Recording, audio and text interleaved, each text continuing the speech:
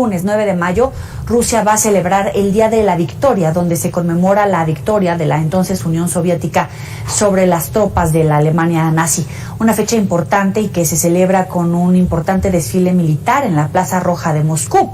En el contexto del conflicto militar, esta fecha tendrá especial relevancia, ya que el presidente Vladimir Putin emprendió la ofensiva bajo el pretexto de evitar el genocidio y sufrimiento de la población de las provincias separatistas de Donetsk y Lugansk, asediadas por lo que calificó como nazis. Ahora, ante la falta de resultados, expertos consideran que Putin podría tomar medidas extremas como declarar formalmente la guerra a Ucrania. Por eso le doy la bienvenida a Brenda Estefan, analista internacional, como siempre. Es un gusto saludarte, Brenda. Bienvenida.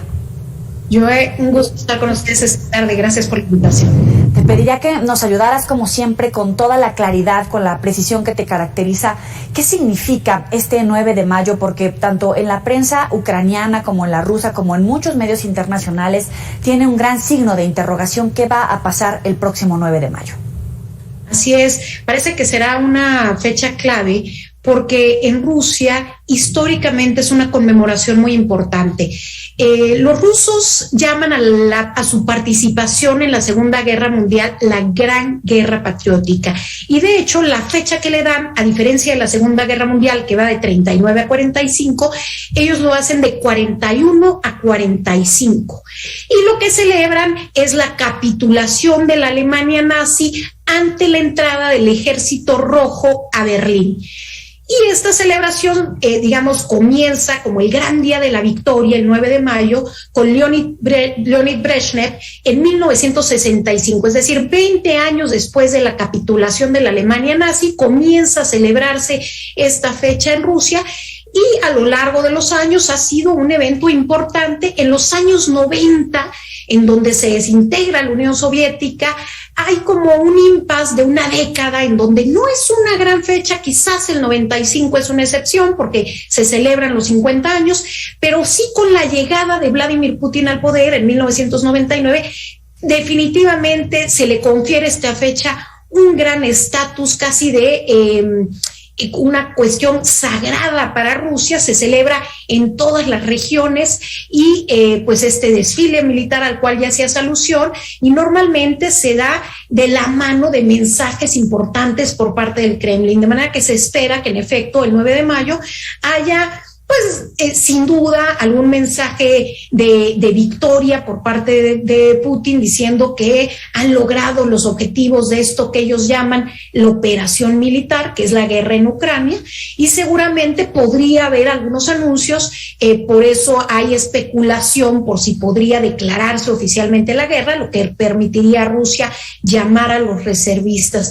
Finalmente eso es especulación, pero sí se espera que haya importantes mensajes desde el Kremlin.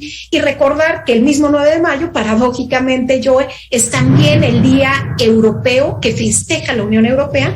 Entonces seguramente ese día también habrá importantes mensajes desde Bruselas. Que hoy, platicando con algunos de los legisladores ucranianos que todavía están al interior del país, decían que efectivamente que tienen una alerta y que están tomando algunas medidas de seguridad con sus propias familias, por supuesto, y con la población cercana, para no estar en blancos fáciles de ataques. ¿Cuáles son, en todo caso, esas medidas que se están tomando, no solamente Ucrania, también los países interesados, partícipes en este conflicto que podría escalar un paso más en el concierto internacional?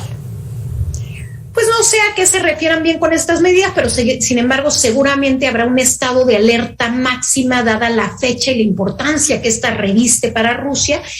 Lo que sabemos es que en la ciudad de Mariupol, que se ha convertido pues en una pieza central de esta lucha entre Ucrania y Rusia, y que la famosa nave industrial de Azovstal, que es como un bastión de la resistencia ucraniana, que también se ha convertido en un simbolismo de esta resistencia, pues hemos visto el fin de semana pasado evacuaciones de un poco más de 100 civiles. El día de hoy evacuaron poco más de 50. Se espera que mañana continúen las evacuaciones, pero está claro que Vladimir Putin, una vez que haya evacuaciones, continúa atacando, digamos, de manera agresiva este sitio, porque es el último bastión que queda ahí a la resistencia ucraniana. Y si Putin lograra hacerse el control de ello, podría presentar el control de Mariupol como un gran triunfo, siendo esta una ciudad simbólica y estratégica dentro del conflicto, Joe.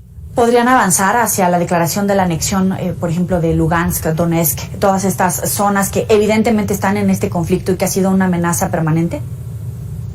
Mira, en el caso de Lugansk, el 22 de febrero, 2 días antes del inicio de la guerra, Vladimir Putin las reconoció como repúblicas independientes. Estas se habían autoproclamado como repúblicas independientes hace 8 años. Es hasta ahora que Rusia las reconoce, pero de acuerdo a información de inteligencia del gobierno estadounidense, se espera que Putin anuncie que a mediados de mayo habrá un referéndum en estas regiones para decidir si se anexan a Rusia o no, siguiendo el modelo que llevaron a cabo en Crimea también en 2014. Entonces, podría ser uno de los anuncios del próximo lunes.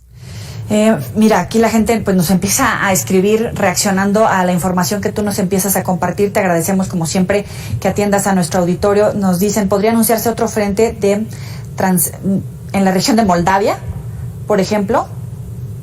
La región de Transnistria es muy particular, está dentro de Moldavia, este país en la región que, digamos, es uno de los países más frágiles, cercanos al conflicto, y esta región, desde el fin de la Unión Soviética, se ha también autoproclamado como independiente, y ahí se encuentran fuerzas militares rusas desde entonces. En los últimos días ha habido ataques en esta región, no se ha confirmado de parte de quién, nadie ha reivindicado estos ataques, pero sí hay cierta especulación sobre que Moscú podría, escalar este conflicto de manera horizontal, llevándolo a otros terrenos de países que no fueran miembros de la OTAN, pero que sí complicaran la reacción de Occidente.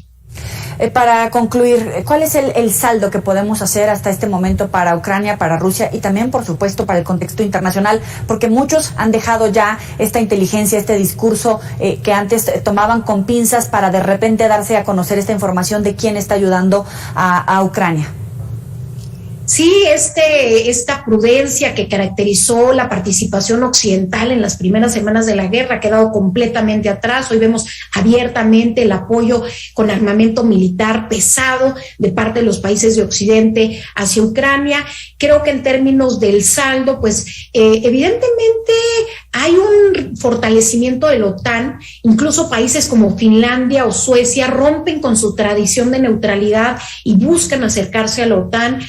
Creo que esto, desde luego, no era lo que buscaba Vladimir Putin, entonces creo que hay un saldo negativo en términos geopolíticos para Rusia. En términos económicos, desde luego, las sanciones tendrán efecto más en el mediano y largo plazo, no han tenido un impactante efecto a este momento. Desde luego, el rublo se ha desplomado, pero en las últimas semanas se ha reapreciado ligeramente.